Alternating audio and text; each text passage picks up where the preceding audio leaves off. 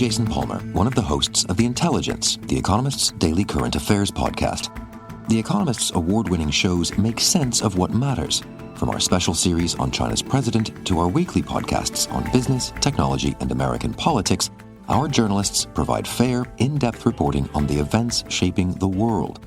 To get the annual plan for less than $2.50 per month, search for Economist Podcasts Plus to start listening today. TIAA is on a mission. Why? Because 54% of Black Americans don't have enough savings to retire. So in collaboration with big-name artists like Wyclef Jean, TIAA released Paper Right, new music inspiring a new financial future. With 100% of streaming sales going to a nonprofit that teaches students how to invest. Stream Paper Right now and help close the gap.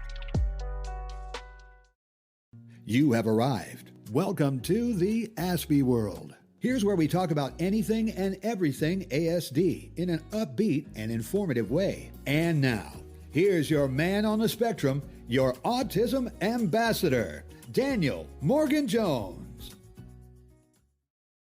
Are you autistic?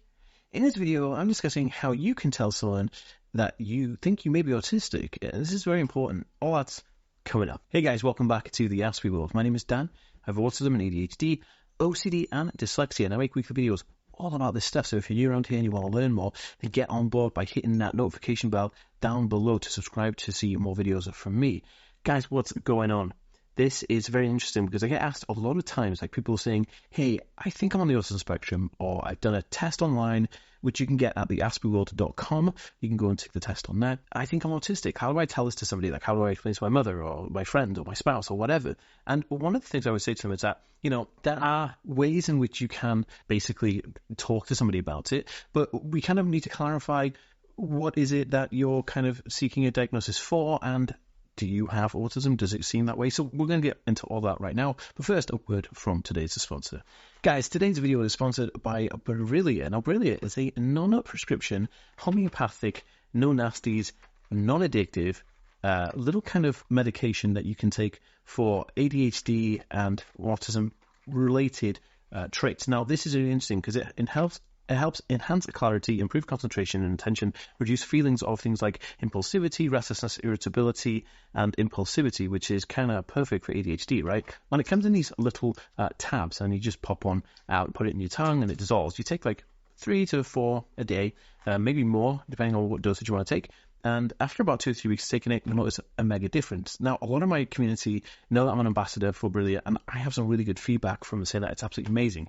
Now, the cool thing about Brillia is you can get it for adults and for children, so you can definitely try it out, see if it works for you. But I do highly recommend, checking with your doctor first before taking any type of medication, no matter how homeopathic it is. Now, if you're interested in trying Brillia, I have a 15% off discount code with the link down below using ASPIE15 as a discount code.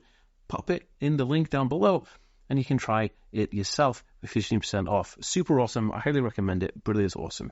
Thanks for sponsoring the video, guys. Let's get on with it. So the first thing to kind of think about when you're thinking about autism is, am I autistic? Well, why do I come to that conclusion? Have I taken a test? Well, there are some kind of basic traits of autism that are very characterized in things that you can see quite clearly in people. Now, one of them is a lack of eye contact, or a lack of true eye contact. So autistic people will maybe avert eye contact and look away from looking directly into your eyes, or looking past you. So they're kind of just looking past your ear or above your head a little bit. And all of this is because looking into somebody's eyes for an autistic person is quite an intense feeling or an emotion, right? And if you're an autistic person watching this, you'll know exactly what I mean. Or if you're a potential undiagnosed but self-diagnosed autistic, then you'll know what I mean. Now, issues with social interaction are plentiful in autism. Social cues, the social conventions, small talk, all of the good stuff. Okay, it's not really good. It's all kind of like really difficult stuff to learn. But those things are triggering and behaviors that are quite difficult for autistic people to kind of inherently just know from growing up in that situation. You have to really understand those things to kind of be good at them. And neurotypical people or non-autistic people will get these things naturally, just happen. But autistic people will take extra amount of time to kind of learn these things, if at all, because it is quite a difficult thing to understand. Some other bits are things like, rigid, strict routine, obsessive interest, like obsessing over something like completely like, if you like books or something, you're obsessed with books, or you're obsessed with like the Titanic or Marilyn Monroe or something like that. And the other is a sensory processing disorder. Now, sensory processing disorder, or SPD, comes comorbid, meaning co-occurring with autism almost 100% of the time. I'm not really come across many autistic individuals who don't have some sort of sensory processing issue. Now, that being said, okay, you have all these things, then what do? You suspect this criteria that you've kind of come up with. Where do you go from there? Now, you can go and do an AQ test online, which is an autism culture test, which you can get from the aspieworld.com/autism test. I will leave a link down below for that. And then you can see what you score. Now, scoring on this test is anywhere between 30% and 50%. Scoring between 33 and 50 on this point scoring process would say that you're autistic or potentially autistic. But scoring lower than 33 would kind of say that you just have maybe some autistic behavioral traits that you could have picked up, or learned behavior from social kind of constructs. But it's not a complete accurate test. It's just a first stepping stone. So bear that in mind, guys, when you're thinking about doing something like this. Now, what do you do if you want to tell somebody you're autistic? So you've done all these things. You got the test, you got the results, and then you want to speak to somebody. Now, this is the most simplest, honest, easiest way. If you wanted to talk to your friends about it, pick the friend that you have most affinity for, a likeness for, a friend that you feel you vibe with really well. Speak to them and tell them your concerns. Say, look, I'm feeling like this. I think I might be autistic. What do I do? Do you think I should go seek a diagnosis? Blah, blah, blah. Now, if they are genuine friends, and if they care about you and love you, they will be supportive every single way, and they won't give you their opinion. They'll just be like, hey, okay, yeah, let's sort it out. Let's see what you want to do, and I'll support you. And the same goes for family members. If you want to tell somebody in your family, which isn't always easy because they're the people who know you the best, and they may be sometimes in denial that there may be a neurodevelopmental condition going on rather than just you being you, because they've known you all their life to being like that. And I've had this experience as well. And I would just speak to them honestly and say, hey, I think I'm autistic. I want to go for a diagnosis, and just be completely honest. When you're honest with people, when you say it as it is, they can't really go back on it because you can't improve upon the truth. That's what it is. And if they are your true family members and friends and the people who love you, they will support you every step of the way. Now, there are many different things you can do in the process to actually get diagnosed. And I did a video, which I'll link at the end of this video, where you can go and watch how, what are the three kind of pathways to get an autism diagnosis, and some of the ways you can do that.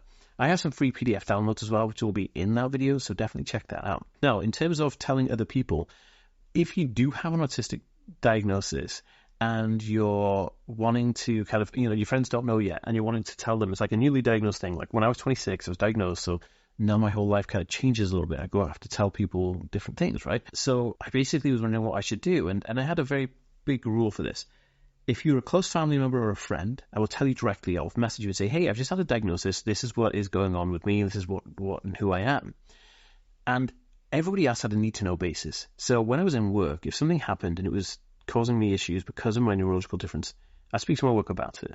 Or if I got into a discussion and I didn't understand something and people thought I was a bit odd, or they thought I was being rude or narcissistic, I'd be like, look, it's not narcissism, it's not rudeness, I'm actually on the autism spectrum. Kind of very similar to the 2018 or 2017 Power Rangers movie, where Billy, the Blue Ranger, he's dragging like something across this kind of like a quarry yard where they found all the Power Rangers stuff, and he says, oh, sorry, I'm on the autism spectrum. And the guy's like, okay, cool.